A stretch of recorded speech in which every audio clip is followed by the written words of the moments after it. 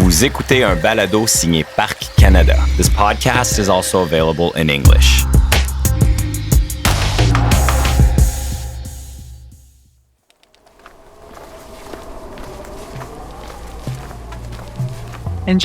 J'ai toujours adoré la faune et j'aime particulièrement le travail dans les parcs nationaux des montagnes où on trouve tellement d'espèces indigènes et d'écosystèmes fonctionnels. Mais j'aime aussi beaucoup résoudre des casse-têtes et comprendre les relations de cause à effet. C'est mon côté scientifique. On vient d'entendre Anne Forshner, écologiste de la faune à Parcs Canada, parler de ce qui lui a inspiré sa carrière. Anne étudie toutes sortes d'animaux, mais un d'entre eux est si rare et si insaisissable qu'elle ne l'a jamais vu en liberté. Il s'agit du carcajou, qu'on appelle aussi glouton. L'épisode d'aujourd'hui porte sur ce mammifère légendaire. Nous vous souhaitons de nouveau la bienvenue à Interaction, un balado de Parcs Canada. Cette fois-ci, on discutera d'excursions dans l'arrière-pays, de pièges à appât aux puissants parfums, d'appareils photo de télésurveillance et de tous les autres éléments requis pour étudier le carcajou dans les Rocheuses canadiennes.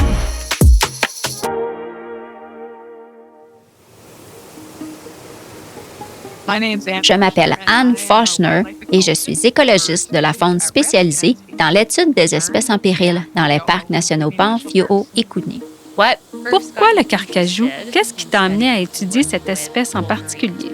Le carcajou a été inscrit à la liste des espèces préoccupantes en vertu de la loi sur les espèces en péril. Et ça veut dire qu'on a besoin de plus d'informations pour veiller à ce qu'il ne devienne pas une espèce en péril ou menacée. C'est ce qui m'a poussé à commencer ce travail et à plonger dans les recherches faites par d'autres personnes et par moi-même. Le carcajou a été inscrit à la liste des espèces préoccupantes parce qu'on sait que sa population diminue à l'extrémité sud de son aire de répartition.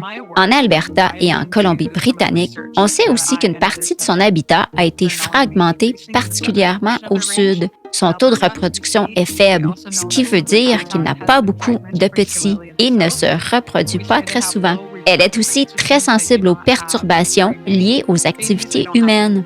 Le carcajou évite les secteurs où il y a beaucoup de monde. Il lui faut aussi de vastes zones sûres pour maintenir des populations viables. Ces 5 facteurs sont les raisons pour lesquelles le carcajou a été inscrit sur la liste des espèces préoccupantes. C'est assez commun qu'une espèce en péril soit aux prises avec diverses menaces et présente certaines caractéristiques, comme un faible taux de reproduction qui complique le rétablissement de sa population. La nature insaisissable du carcajou soulève aussi une question importante. Comment étudier un animal qu'on ne voit jamais? Je n'ai moi-même jamais croisé un carcajou en liberté, ce qui rend son étude encore plus intéressante. Il y a tellement de techniques qu'on peut utiliser ces jours-ci pour étudier les animaux de façon non invasive qu'on n'a pas besoin de les voir en personne.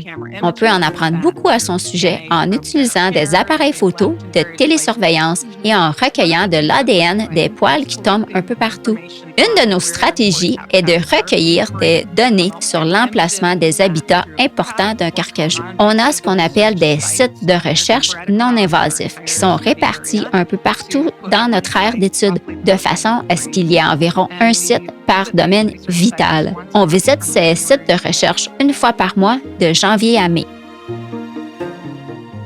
L'année dernière, j'ai accompagné Anne à l'un de ces sites de recherche. Ce qui m'a vraiment frappé, c'est la structure qui sert à recueillir des échantillons de poils et qui fait prendre la pose au carcajou pour une photo. Voici David Laskin, un autre écologiste de la faune à Parcs Canada, qui décrit la structure. C'est un simple cadre fait de 2x4 qu'on fixe à un arbre, mais pas sur l'arbre. Au-dessus du cadre, il y a un câble auquel on accroche un appât. Ce qu'on veut, c'est que le carcajou suive le chemin qu'on a conçu spécialement pour lui pour se rendre sur le cadre. Au bout, il y a des pinces crocodiles ouvertes. Lorsqu'un carcajou les frôle, les pinces se referment et attrapent de petites touffes de fourrure. Après toute cette gymnastique, le carcajou se retrouve dans une bonne position pour une photo. Un appareil photo installé sur un arbre directement en face prend alors une très belle photo de la tache sur sa poitrine. Les données recueillies au site de recherche ne nous indiquent pas seulement qu'un carcajou est passé par là. Elles nous permettent de savoir lequel. On envoie les échantillons de fourrure attrapés par les pinces crocodiles à un laboratoire où on fait extraire de l'ADN pour identifier des individus.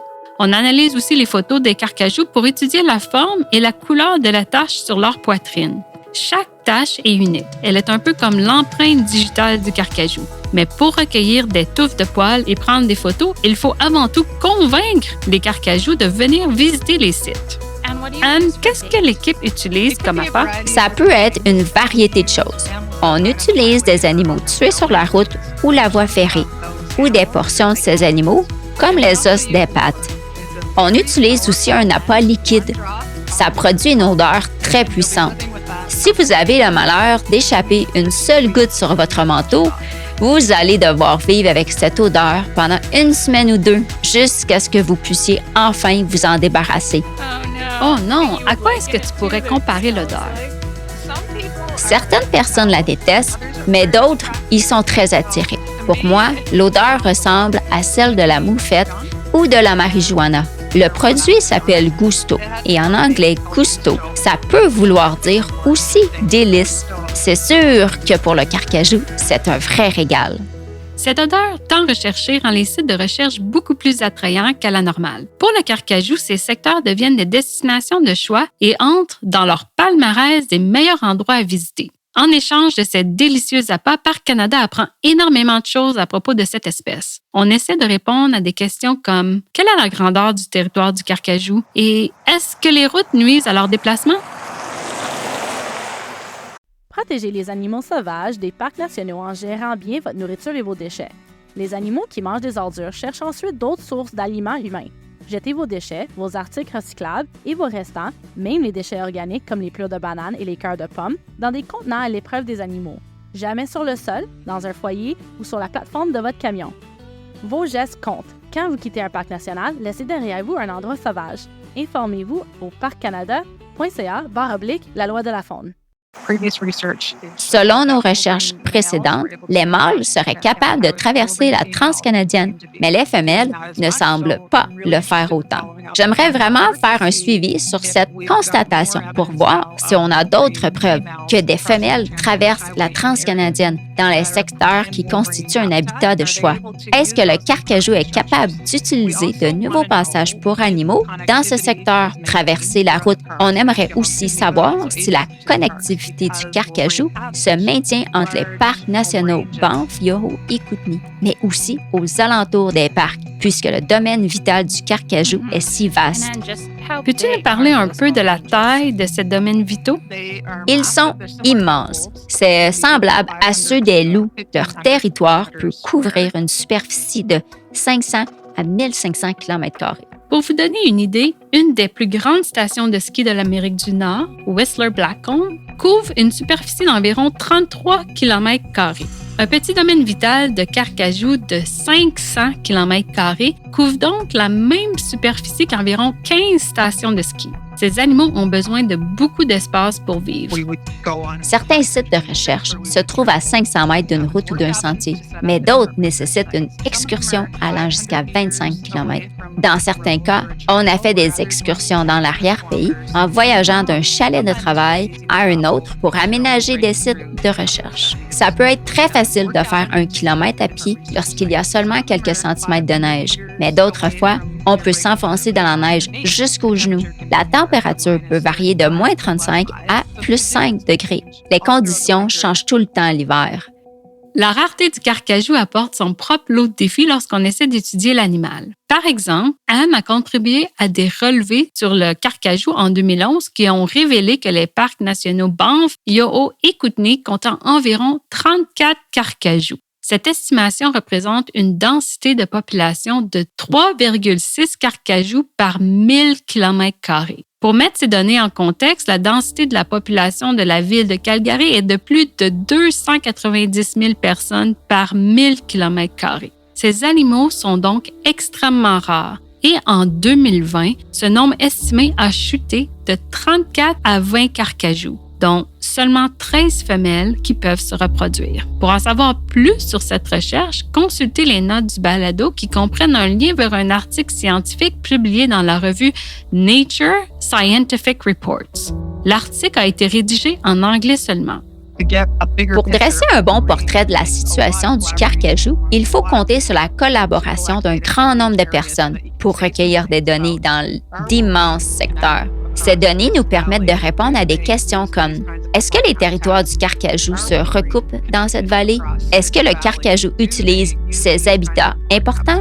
Je coordonne des projets et collabore surtout avec d'autres personnes qui font des travaux de recherche pour fournir des données évaluées par les pairs qui peuvent orienter le processus décisionnel. Ça peut varier d'une université à l'autre en fonction des étudiants des cycles supérieurs qui participent au projet. Un grand merci en particulier à Myriam Barueto et à l'Université de Calgary qui collaborent avec Parcs Canada depuis de nombreuses années maintenant sur des projets de recherche sur le carcajou. Ces derniers temps, je travaille avec un groupe dont les travaux portent sur le carcajou et sont coordonnés par l'Initiative de conservation de Yellowstone au Yukon. Beaucoup de chercheurs et de professionnels de la gestion se retrouvent au printemps et à l'automne pour discuter de ce que l'on sait sur le carcajou, de ce que les nouvelles études ont révélé et des besoins en matière de recherche qui nous attendent. Pour ce qui est des contributions possibles du public, est-ce qu'il y a des façons concrètes dont la population peut aider le carcajou et contribuer à sa conservation? L'une des principales façons d'aider, c'est de signaler ces observations de carcajou, surtout si les gens trouvent ce qui pourrait être une tanière de carcajou. On ne sait pas où un bon nombre de ces tanières se trouvent. J'apprends encore moi-même comment les identifier, car j'en ai encore jamais vu une tanière de carcajou sur le terrain. Il y a de bonnes photos sur Internet qui montrent les trous que les gens découvrent dans la neige. Vous trouverez aussi des traces aux alentours qui risquent d'être fraîches. Je vais faire une recherche sur Google. Absolument. Chaque fois que vous signalez la présence d'un carcajou, et en particulier la présence d'une tanière de carcajou, vous contribuez à dresser un portrait de tous les habitats importants de l'espèce. Tous ces renseignements nous aident dans nos efforts de protection et de rétablissement. Si vous avez la chance d'observer un carcajou ou une tanière dans les parcs, n'oubliez pas de le signaler. Vous pouvez le faire facilement en parlant à un membre du personnel dans un des centres d'accueil de Parcs Canada. C'est toujours excitant pour nous d'être informés de la présence possible de carcajou et les membres de l'équipe, comme Anne, sont reconnaissants de votre aide. Est-ce qu'il y a une chose en particulier que les gens devraient savoir ou comprendre à propos du carcajou? Le carcajou est très sensible aux perturbations liées aux activités humaines. Parmi tous les carnivores que j'étudie, c'est l'espèce le plus sensible aux perturbations. On va devoir faire preuve d'initiative et déployer des efforts pour cohabiter avec ces animaux parce qu'ils ont besoin de vastes superficies d'habitat pour pouvoir survivre.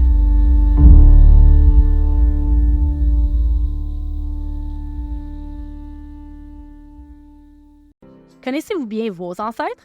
Nos origines remontent à ces créatures diverses qui nageaient dans les océans il y a 500 millions d'années, bien avant les dinosaures. Cet été, découvrez les fossiles de schiste argileux de Burgess en groupe, dans un cadre agréable et sûr. Vous pourriez admirer la qualité de leurs incroyables préservations. Parcs Canada offre 3 randonnées guidées uniques jusqu'au site des fossiles. Visitez parccanada.ca/schiste-Burgess pour en savoir plus et réserver votre prochaine aventure.